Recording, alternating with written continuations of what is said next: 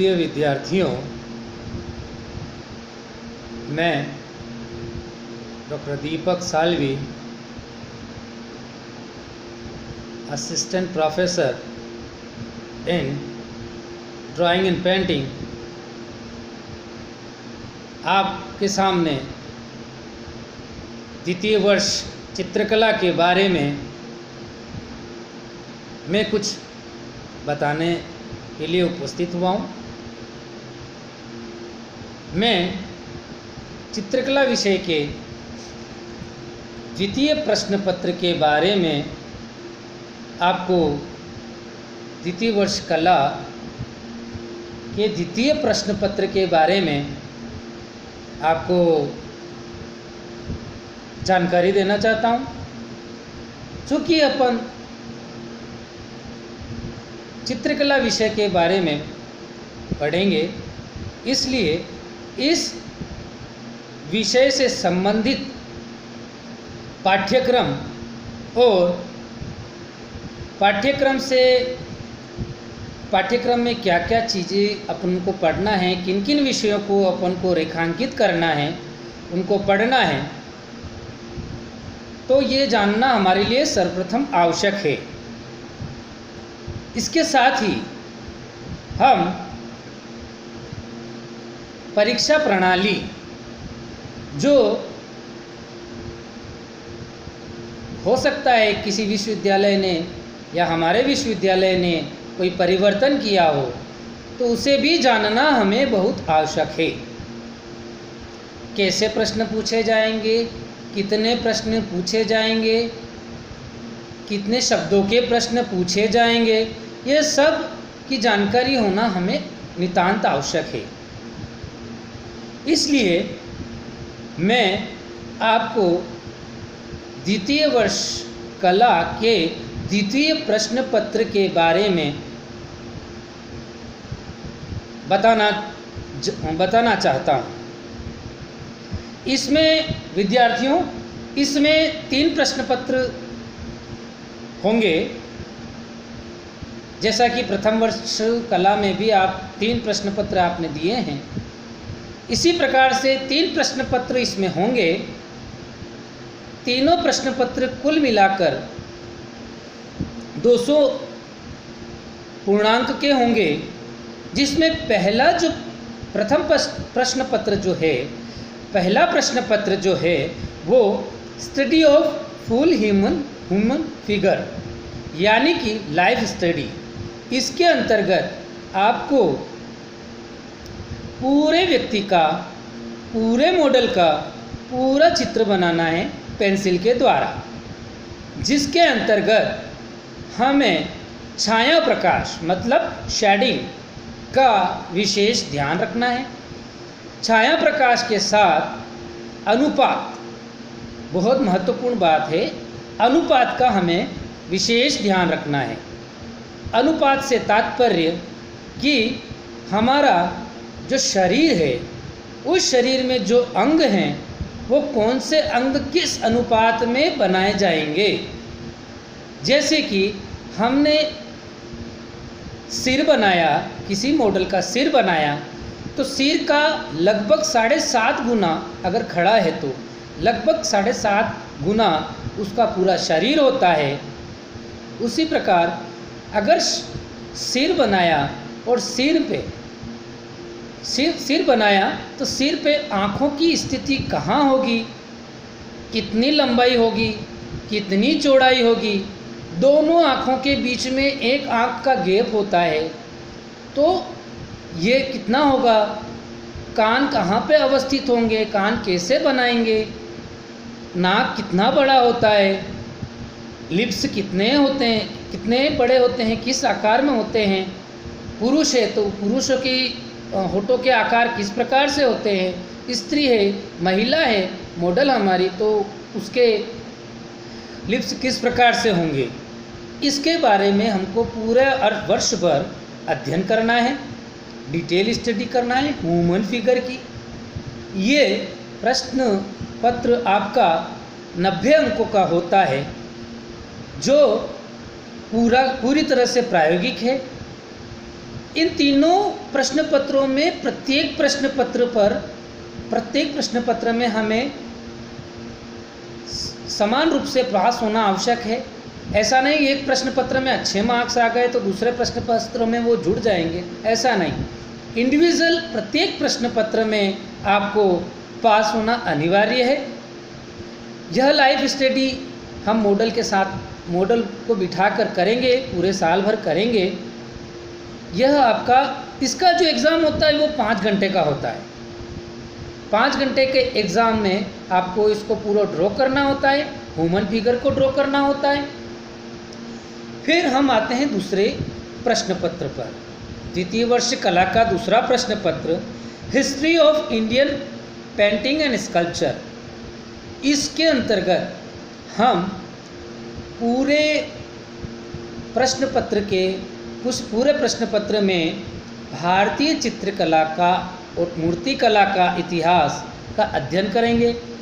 ये दूसरा पेपर हमारा 80 नंबर का होगा, जो कि 3 घंटे का होगा। इसकी डिटेल स्टडी हम इस प्रकार करते हैं कि यूनिट फर्स्ट के अंतर्गत हम प्री हिस्टोरिक आर्ट, प्रागैतिहासिक कला के बारे में पढ़ेंगे। केव पेंटिंग्स ऑफ अजंता के बारे में पढ़ेंगे, मतलब अजंता की गुफाओं के बारे में पढ़ेंगे। बाघ और सिगिरिया की गुफाओं के बारे में पढ़ेंगे। इसी प्रकार दूसरी यूनिट के अंतर्गत हम मिनीचर आर्ट के अंदर जैन शैली, राजस्थानी शैली, पहाड़ी शैली और मुगल शैली, इन सभी शैलियों के चित्रों की विशेषताएं, यह चित्र कैसे तैयार किए जाते थे, यह चित्र कौन से प्रमुख चित्र जो हैं, प्रसिद्ध चित्र जो हैं, वो किन के शासनकाल में बने हैं, या किन शासकों के या किन सम्राटों के शासनकाल में कलाओं की और अधिक उन्नति हुई, कलाएं बहुत अधिक आकर्षित हुई, कलाकारों के प्रति सम्राटों का या राजाओं का क्या दृष्टिकोण रहा, इस प्रकार की कौन से राजा का कौन सा प्रिय विषय पर कौन सी मिनीचर पेंटिंग्स बनाई गई, इन सभी के बारे में हम विस्तृत रूप से अध्ययन करेंगे।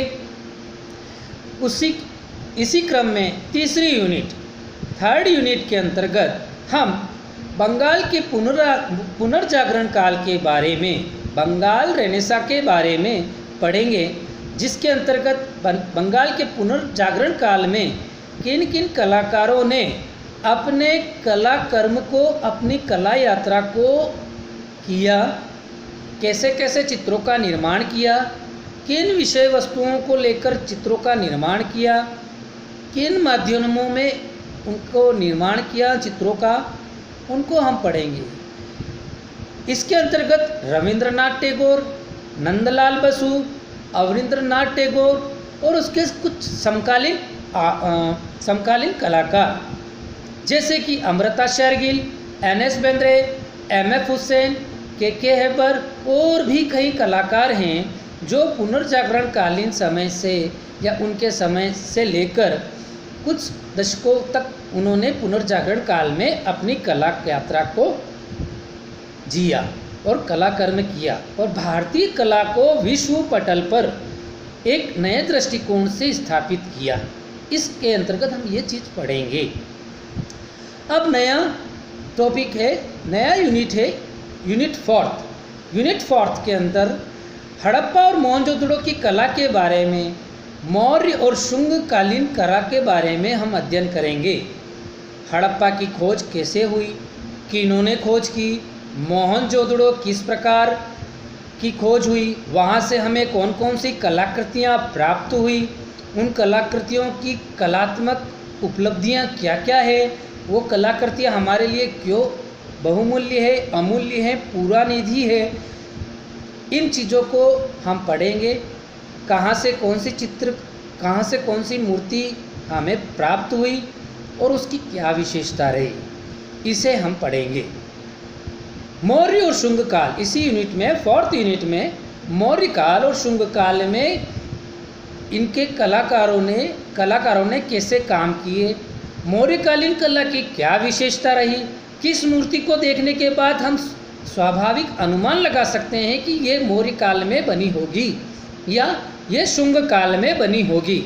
इनकी विशेषताओं के बारे में 4th यूनिट के अंतर्गत ये मूर्तिकला का पार्ट है। 1st, 2nd, 3rd चित्रकला का पार्ट है और 4th और 5th पार्ट जो है वो मूर्तिकला का पार्ट है। इनको हम पढ़ेंगे, इनकी विशेषताओं के बारे में पढ़ेंगे। देन 5th यूनिट, 5वां यूनिट आपका स्कल्पचर मथुरा और गांधार और मध्यकालीन मूर्तिकला। विद्यार्थियों, जैसा कि मैंने कहा 4th यूनिट और 5th यूनिट आपका मूर्तिकला से संबंधित है, तो हम ये मथुरा कालीन जो कला है, मूर्ति कला है, गांधार कालीन जो कला है, बौद्ध की मूर्तियाँ कैसे बननी शुरू हुई, मौर्य काल में, गांधार काल में और मथुरा में और मध्यकालीन भारत में किस प्रकार से मूर्तियों का निर्माण किया गया, उनकी क्या क्या विशेषता रही, इनका अध्ययन हम इस पूरे सत्र में करेंगे। जो कि यह मेरा पहला ही व्याख्यान है, व्याख्यान है। इसके अंतर्गत आपको सिलेबस को, पाठ्यक्रम को जानना नितांत आवश्यक है। आपको इस पाठ्यक्रम को पेन कॉपी के माध्यम से लिख लेना चाहिए और हमें इसको पढ़ना है पूरे वर्ष भर। बिल्कुल रोचक तरीके से हम पूरे वर्ष भर इन बिंदुओं को, इन विषयों को पढ़ेंगे और याद रखेंगे। वैसे आपको एक पेन और कागज़, जब भी अपन इस व्याख्यान में बैठेंगे तो निश्चित रूप से आपको आपके कागज़ और पेन जो लिखने के लिए हैं वो आपके पास होना चाहिए, जिससे कि आपको किसी चीज़ से वंचित नहीं होना पड़े। ये 5 यूनिट के अंतर्गत आपका पूरा थ्योरेटिकल पार्ट रहेगा। अब आपके प्रश्न, ये जो सेकेंड ईयर का सेकेंड पेपर का जो भाग है, उसमें जो प्रश्न के, जो विश्वविद्यालय ने जो प्रश्न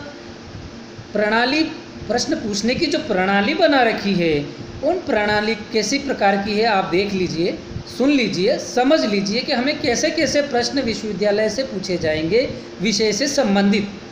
सेक्शन ए में 10 प्रश्न होंगे जो 5 यूनिट को मिलाकर होंगे। इसमें से देन सेकंड होगा सेक्शन बी। सेक्शन बी में भी 10 क्वेश्चन होंगे 5 यूनिट्स में मिला के।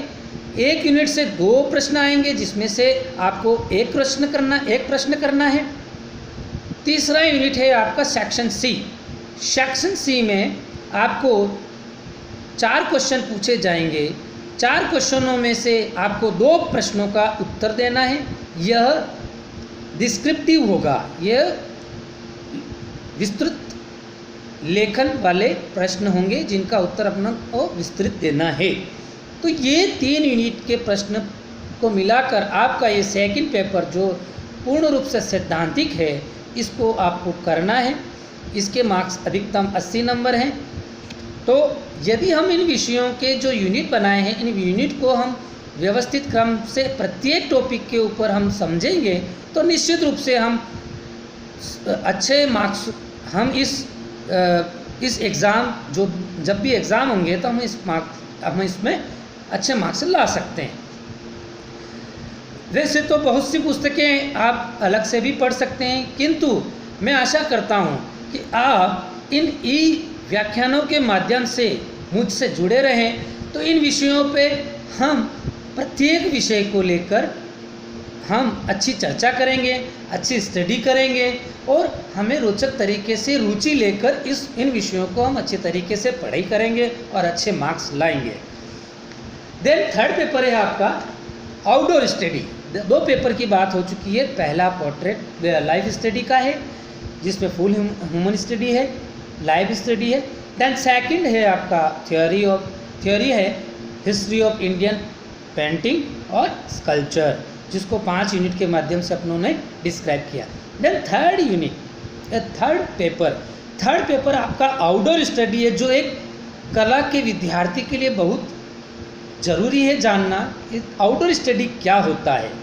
आउटडोर स्टडी में आपको जो कार्य करना है वो A3 और A4 कागज़ पे आपको स्केच बनाने हैं। ये स्केच जो हैं आपके मानवाकृतियों से संबंधित होंगे, पशु पक्षी के आकारों से संबंधित होंगे, और आपके गली मोहल्ले में जो कभी गाय खड़ी रहती है, आपके गली मोहल्लों में कभी कोई कुत्ता खड़ा रहता है, उनको हम रेपिडली स्केच, आपको उसमें डिटेल नहीं निकालना, रेपिड स्केच 4 स्ट्रोक पेंसिल के या 4 बार पेंसिल 5 बार पेंसिल बनाकर आपको ह्यूमन फिगर या पशु पक्षियों के आकारों का निर्धारण करना पड़ेगा। और घर में अपने उपस्थित किसी भी सदस्य को बिठा के आप उनका स्केच ड्रॉ कर सकते हैं, और निर्जीव वस्तुओं का भी आप स्केच बनाने में उनका उपयोग कर सकते, जैसे कप प्लेट, किचन के बहुत सारे सामान हैं, कुर्सी टेबल हैं। इस प्रकार से हम हमारे स्केच को बना सकते हैं। ये स्केच आपको लगभग 100 तो कम से कम बनाना ही है, 100 से अधिक बनाए तो बहुत अच्छी बात है। आपको 100 से ज़्यादा स्केच जमा कराने हैं, और ये A3 साइज के स्केचेस जमा कराने हैं आपके हेड ऑफ द डिपार्टमेंट को। और ये स्केचेस आपको परीक्षा सत्र के सुनना, अच्छी तरीके से बात को सुनना, आपका सत्र जब ख़त्म होता है उस सत्र ख़त्म होने के ठीक 1 महीने पहले आपको विभागाध्यक्ष को यह स्केचेस सारे जमा कराने हैं। इसके साथ ही आपको 6 शीट लाइव स्टडी की, जो हमने फर्स्ट पेपर में बात करी है, 6 शीट उसकी, और 2 शीट आपको लिम्स स्टडी, यानी कि आपका हाथ, आँख, इस प्रकार से चेहरा, इस प्रकार से स्केचेस बनाने हैं।